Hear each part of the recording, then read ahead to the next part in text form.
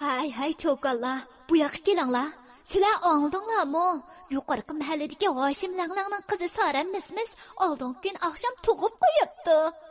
Voy, Aminaxon, sening quloqlari yana qizib qolgan o'xshamamda. Ayol kishi degan tug'udi shu. Buning hayron qolg'idek nimasi bor?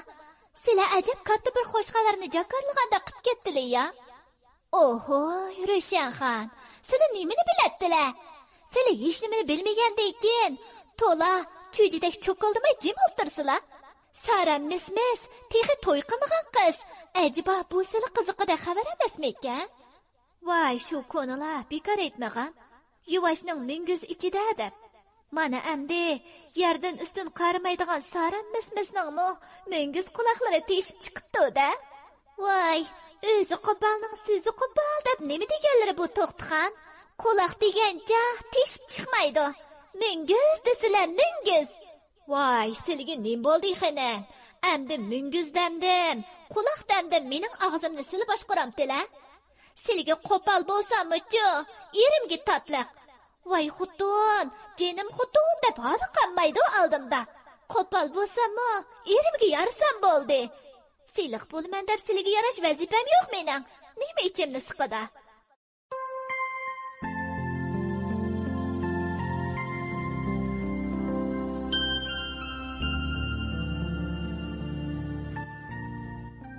Ko'p qismliq ovozliq asar Mismis qiz. Abduri Zaynabgul Abdurahim. Birinchi qism. Hayotni ba'zilar intayin go'zal, rangdor, to'limi sehrlik. Xuddi 16 yoshlardagi qizlardek jilvigar deb qaraydi. Uningga intiladi, to'ymaydi, qiyolmaydi.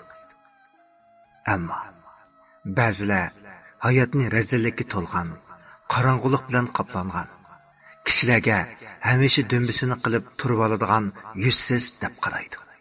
Lekin hayotdan iborat bu mavhum o'qimning o'z bag'rini bunda xilma-xillikqa to'sqizolmaydiganligini xayoliga keltirishmaydi.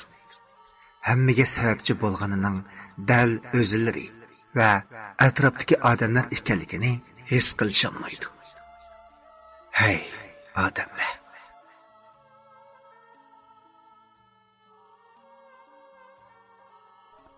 Hay çoqallar, bu yoqqa kelinglar. Sizlar anladinglarmi? Yuqorqi mahalladagi Hoshim Langlangning qizi Sarammismiz oldingi kun oqshom tug'ib qo'yibdi.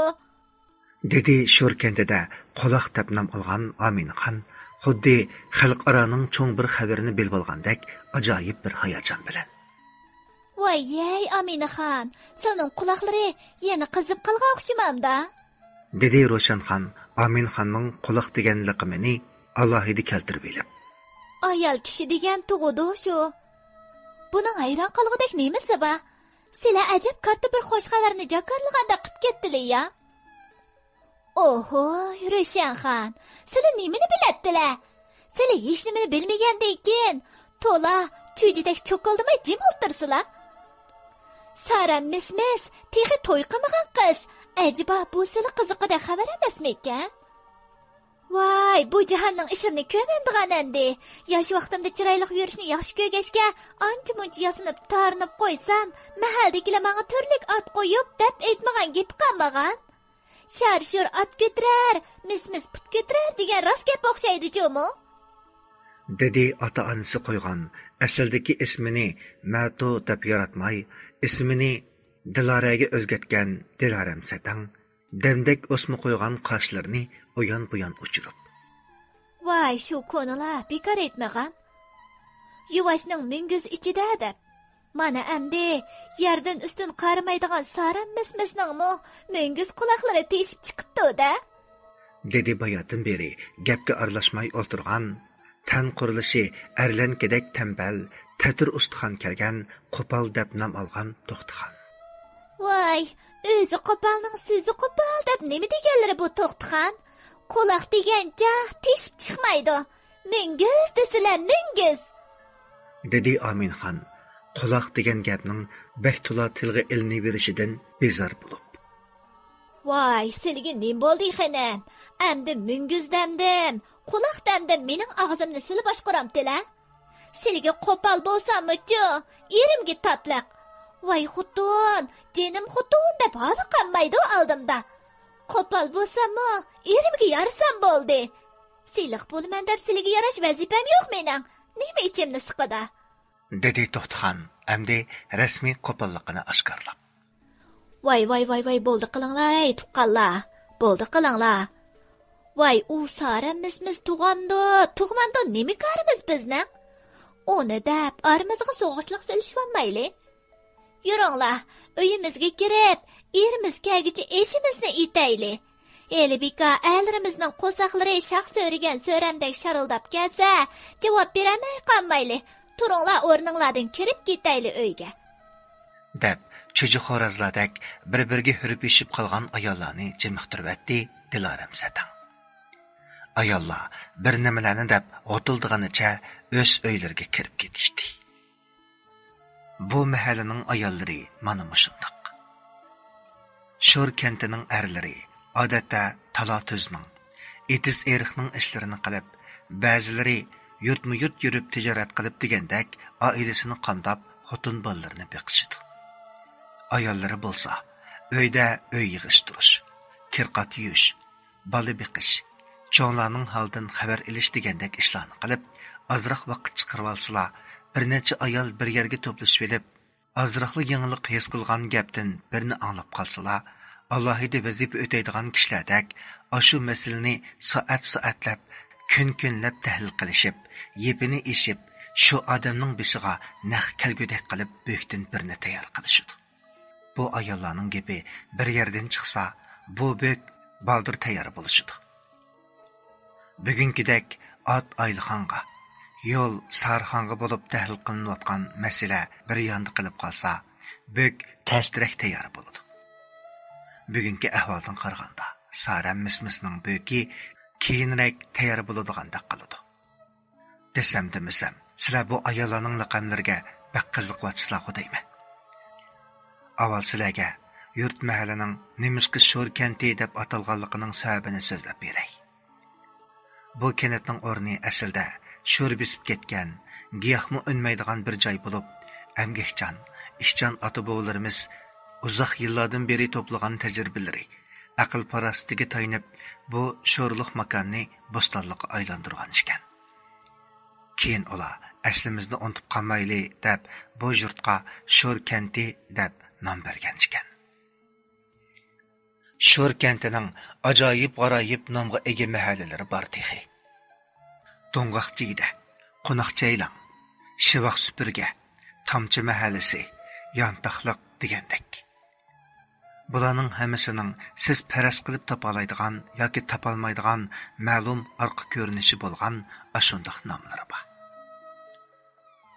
Bu yurtningla emas, odamlarningmi bir-birinikidan g'alita, bir-birinikidan qiziqarliq, o'ziga familiyasidagli o'zlashib, yarishib ketgan laqamlari bor.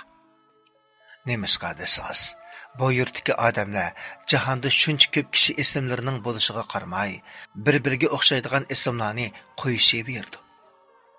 Bir oilada bir vaqt tug'ilib, uningga Mehmet deb ism qo'ygan bo'lsa, bir qancha yildan keyin Mehmet deydigan, bir-biridan bir necha yoshda farqlanadigan 10 necha Mehmetlar paydo bo'lib qoladi. Ulardan birasi, "Hay, boshqa ism qo'yaylik. Mehmet degan ismdan bir nechasi bor bu mahallada" desa, nimkorimiz haq bilan ular o'zlarining uyda chaqirishidi, bizmi o'zimizning uyda chaqiraveramiz deb o'xshash ismlarni ko'plab qo'yaverdi. Bundoq o'xshash ismlik Mehmetlar, Samatlar, Ahmadlar cho'ng bo'lgancha ularni farqlantirgili bo'lmaydi. Lekin siz bundan ortiqcha ham emang. Bizning aql parasatli xalqimizning buningga amali bor. Ular bu ismdoshlarni farqlantirish uchun ularning tan qurilishi, xarakteri, kasbi, biror bir alohidaligi asosida ularga to'limi mos keladigan xoslik ega laqamdan birini sovg'a qilishdi. Shuningdan keyin boshqalar ularni laqamlardan ayirib atsa, ularni hech kim tonimaydi. Shunga mayli laqam egalari xolisun yoki xolimasun, bu laqamning ularga avlodma-avlod miros qolgani qolgan. Qandaq bu amal sizningcha bo'ladigandir, ha? Saram Mismisning hikoyasini anglag'ingiz bahaqajon. Saram Mismis Shivaq Supurgi mahallasidan Hoshim Langlangning qizi. Bu odamning Langlang deb atilib qilishi qiziq. Hoshim Langlang bo'yi egiz odam. U mundaqli egizlardan emas. Kishilar orasida tursa, bo'yi boshqalardan alayda farqlanib, beshi to'liq chiqib qoladi. Manganda lang turib mang'ashqa kishilar uni Hoshim Langlang deb atagan. Ba'zilar uni Hoshim Zirapa deb atishadi. Lekin bu laqam uningga Langlang laqamidek singmadi. Shuningdan beri u mushu laqam bilan atilib kelyotdi. U hozir ismini atamasdan Langlang deb chaqirsimi, ha daverdi. Onun behli chiroyli bir qizi bor. Uning ismi Sara. Ya'ni hilqi ayollar gapini qilishgan tug'ib qo'ygan qiz. Saram behli chiroyli. Uning o'ngi oppoq, qoshlari qarilg'ashning qantidek, mag'zi qizg'uch pishgan olmadek, burni chimdab qo'ygandek. Og'zi amdi ichilishga boshlagan qizil gulni eslatadigan, qapqara chashliq ko'zlaridan odamning ichini velidi yo'ritadigan, yenik tabassum kulib turadigan, yuzi tuvan hayoli qiz. Uning mingishi yengil shamolga o'xshaydi. Xuddi yerning geni og'rib ketmasin degandek, to'limi yumshoq dastlab jettirib qo'ygan narsani izlayotgan odamdek yerdan beshini ko'tarmay mangadi. Ish harakatlari, gap so'zlari siliq sipoya, nozuk, muloyim bo'lg'achqa uni boshqalar ko'rolmaydi. Yoki bu qizmo bizdek qo'polroq bo'lsa bo'ladi deb umid qilamdi, ish qilib, uning shuncha ko'p ortiqchiliklarining bo'lishiga qaramay, uningga yarashmasimi Mismis degan mushu sat laqamni hadiya qildi. Ammo Saram bu laqamlarga uncha bek parvo qilibmi ketmadi. Yurish-turish, ish harakatida hech qanday o'zgarish bo'lmadi.